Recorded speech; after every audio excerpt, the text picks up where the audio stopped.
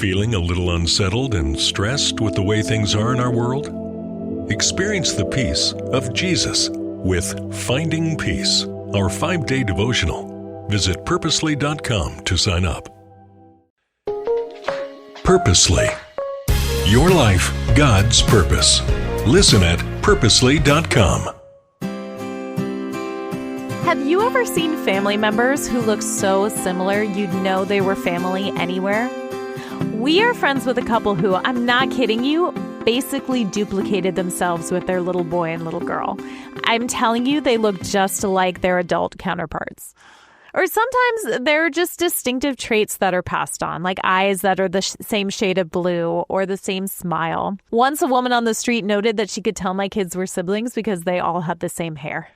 Those family genes can be so strong, and lucky for us, Jesus also looks just like his father. Hey, this is Jen. You're listening to the Bible for Busy People podcast, where this week we are talking about how Jesus amazed people. Now, Colossians 1 verses 15 to 17 says that Jesus is the image of the invisible God, the firstborn over all creation. For in him all things were created, things in heaven and on earth, visible and invisible, whether thrones or powers or rulers or authorities, all things have been created through him and for him. He is before all things, and in him all things hold together. Similarly, Hebrews 1 verses 1 to 3 says, in the past, God spoke to our ancestors through the prophets at many times and in various ways. But in these last days, he has spoken to us by his Son, whom he appointed heir of all things and through whom he also made the universe. The Son is the radiance of God's glory and the exact representation of his being, sustaining all things by his powerful word. It's no wonder that Jesus showed such authority in his teaching and power, even over uncontrollable things like we've talked about in the past few days. And here's another way that Jesus amazed people. He showed God's heart, embodied and lived out among us. One of the things we see in Jesus is that he had the ability and the willingness to heal people in all the ways. Let's look at Mark 1, verse 21. It says, they went to Capernaum, and when the Sabbath came, Jesus went into the synagogue and began to teach. The people were amazed at his teaching because he taught them as one who had authority, not as the teachers of the law. Just then, a man in their synagogue who was possessed by an impure spirit cried out, what do you want with us, Jesus of Nazareth? Have you come to destroy us? I know who you are, the Holy One of God. Be quiet, Jesus said sternly. Come out of him. The impure spirit shook the man violently and came out of him with a shriek. This must have been a very dramatic moment. The people were all so amazed that they asked each other, what is this? A new teaching and with authority? He even gives orders to impure spirits and they obey him. News about him spread quickly over the whole region of Galilee. I find it interesting here, and the next passage that we look at goes very similarly. But Jesus starts with teaching with authority, and people are amazed by that. But if there was any question about his authority, it's seen in how he heals this man of the impure spirit and casts out the impure spirit. It goes hand in hand. Like, it would be one thing to teach with authority. It's another thing to actually back it up by your actions, by your deeds. And you also notice, part of it is that this impure spirit is calling attention to Jesus in a way that he does not want at the time. But again and again, he is healing people. And I think a lot about how sometimes demonic spirits or impure spirits in the scriptures have been represented as mental health challenges. And I think that could have been the case. I don't know for sure, obviously not having been there. But I do think that this would have been a huge mental health challenge. This man would have just had a lot, probably battling within his own self, within his own mind. And the fact that Jesus cared enough to heal that as well, to put a stop to that, Jesus cared about the mental well-being of this man. We also see how he healed people and also healed them in social constructs as well. For example, the woman who had the issue of blood, who he healed and also restored her into community with people, because at the point she would have been bleeding, according to the law, she would not have been able to associate with the people. She would have had to have been outside the town.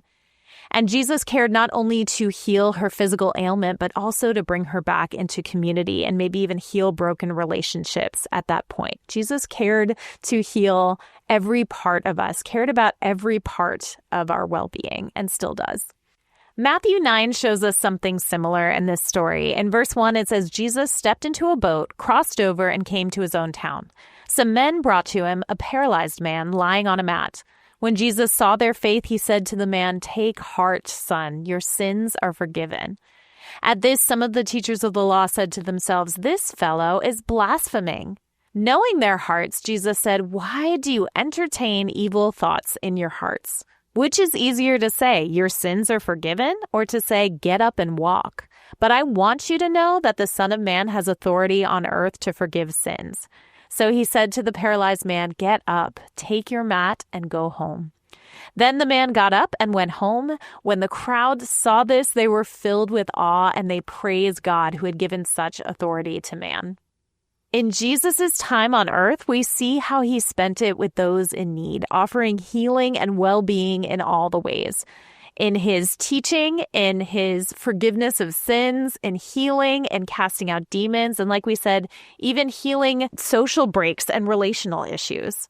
His care for their souls went hand in hand with his care for their bodies and minds. His doctrine, taught with authority, was further established by his actions. Thinking about all of that and putting all of that in consideration, how can we more closely resemble Christ? We do this by knowing God, by sharing his words, and living it out by loving others, trying to see their well-being happen in all the ways, whether it's mental health, physical health, having their needs met in terms of food or shelter. Maybe we don't cast out demons necessarily today, but helping them with mental health challenges or helping them find relationship or being a friend to someone. These are ways that we can love people in all the ways and look for their well-being in all the ways. I hope that gave you some things to think about. Let's talk tomorrow about another way that Jesus amazed people. Thank you for listening to The Bible for Busy People. If you need prayer or want to go deeper in your faith, visit our show notes. Will you take a moment to share with a friend and leave a review? It helps the Bible get into even more people's minds and hearts. Find more podcasts that will recharge you at purposely.com.